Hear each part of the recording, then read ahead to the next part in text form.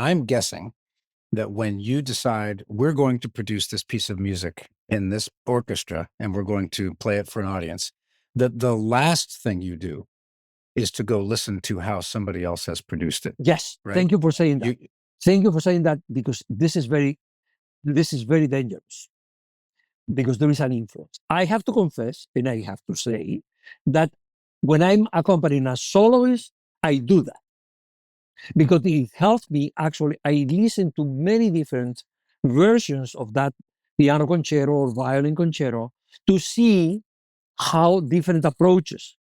Because when I'm accompanying a soloist, yeah, I'm not in charge anymore. Well, I mean, I'm in charge, but not 100% in charge. yes, understand. So, but I try, sometimes when you have, I mean, if they call you, well, you have to conduct this piece in 2 weeks, then, I go to a recording to a conductor that I somehow trust. And I say, in that, it really helps me immensely to prepare things. But I try not to do it as much as I can. I try not to listen to recordings because of that influence that you are mentioning. So, are there any composers whose works, either past or you mentioned the contemporary composers because you enjoy getting the reaction, but are there other either past or present specific composers that you enjoy conducting a lot? Yes, I mean, if you tell me, it's very difficult to say what is the. I especially interested.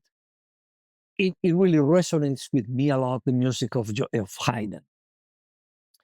And let me tell you why. Because he understands music also the way I understand it. Sometimes I feel that, like, a, I'm a professional of the music, and my job is to conduct. And I'm a little bit against of this romantic thing. No, because I'm inspired and all this. Haydn wrote 104 symphonies, not because he was inspired, but because he was paid for that. And if he wouldn't write a symphony, he wouldn't be paid. It's like Bach. Who in the hell, in the name of God, wants to write 400 cantatas? I mean, there is no way.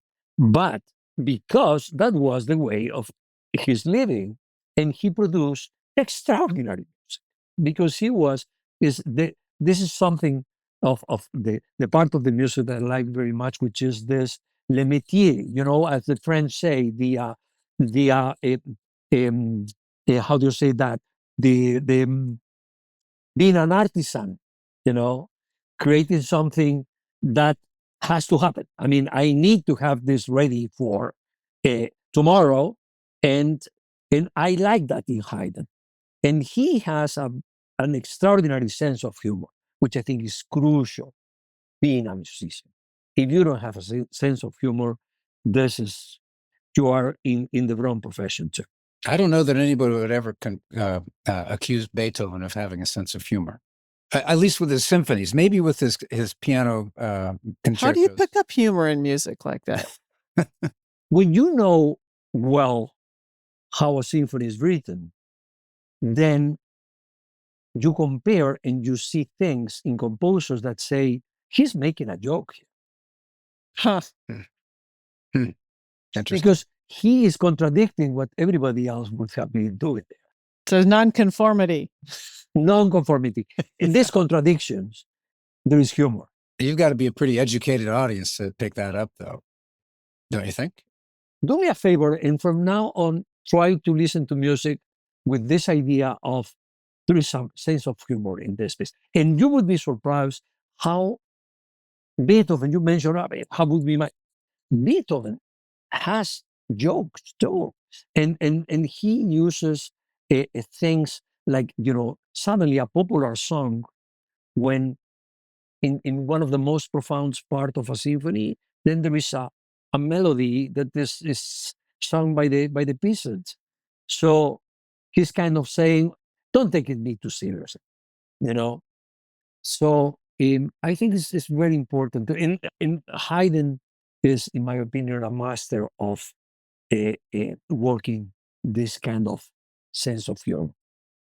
I would think Mozart would be the same. Well, absolutely, absolutely. These composers that produce symphonies like sausages. It's you know, at some point they would say, "What the hell? Let's do this here."